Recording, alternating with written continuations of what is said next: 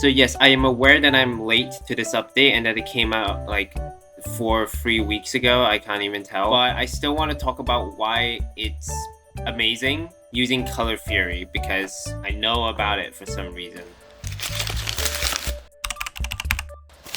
When it comes to color theory, there are a few main types of colors that you want to look out for. There are complementary colors, which are colors that are directly opposite to the base color. Then you have analogous colors, which are colors that are adjacent to the main color. Then there is the triadic color scheme, which includes 3 equally distant colors. And finally, there's the tetradic color scheme where there is the base color, the complementary color, an analogous color, and that analogous color's complementary color. So the reason why I think cherry planks are such a good addition to the game is because when it comes to light colored blocks like sandstone, ice, and purple, there was never really any block that filled the red portion of the color palette. And the fact that this new block comes in the form of planks gives us a lot of additional versatility with stuff like stairs, trapdoors, and slabs. So you can use the red part of the color scheme to add a lot of detail, and I think that's really nice additional feature to the game. And over here I have some examples of how this new block can be used.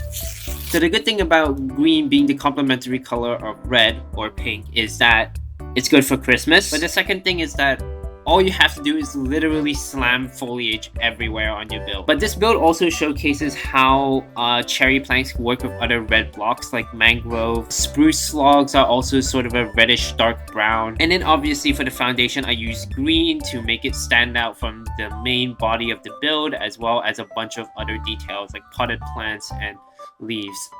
And then for the second build, we have the triadic color scheme. Before we continue, I'd just like to let you know that there is something objectively wrong with this build on screen right now. See if you can find it. This is a very pastel-esque feel to it versus the other examples I have, because this doesn't really use a lot of dark contrast. The only dark contrast I have is here to separate sort of the head of the tower with the main body.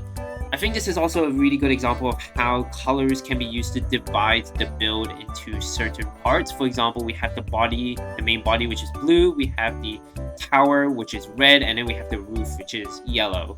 It also uses the stairs, trapdoors, and slabs that I was talking about with cherry planks. And yeah, I think it really shows how versatile these planks are and how it can be used for a lot of details. Like this would not be possible with like pink wool or pink lace terracotta. It would look something like this, and that just isn't as effective as stairs like this, because this just looks more sturdier, it looks more structurally sound versus barely connecting blocks in a diagonal fashion. And then finally over here, this sort of ties in the two other builds together, where you have the colors that are separating main elements of the build. For example, we have cherry planks as the main sort of castle over here, but then we have honeycomb for the walls, and then we have the blue for the roof and green for...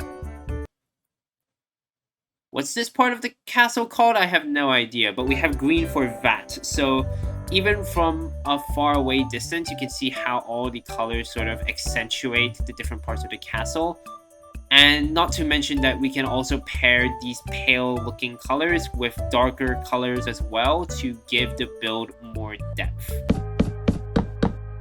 So my final opinion on cherry trees, very good addition to the game. Definitely start building with them. My only concern, how difficult do you think this would be to farm? Given that cherry trees can grow in these weird shapes, it probably is difficult. I might be overcomplicating things. There's also this really tiny cherry tree that people could use, but hopefully someone smart, unlike me, can create a farm for these so that I can start building with them in like survival. But yeah, that's about all I have for this video. I have pretty big plans for future content, but you'll have to wait and see. If you want to see those plans, you should subscribe to my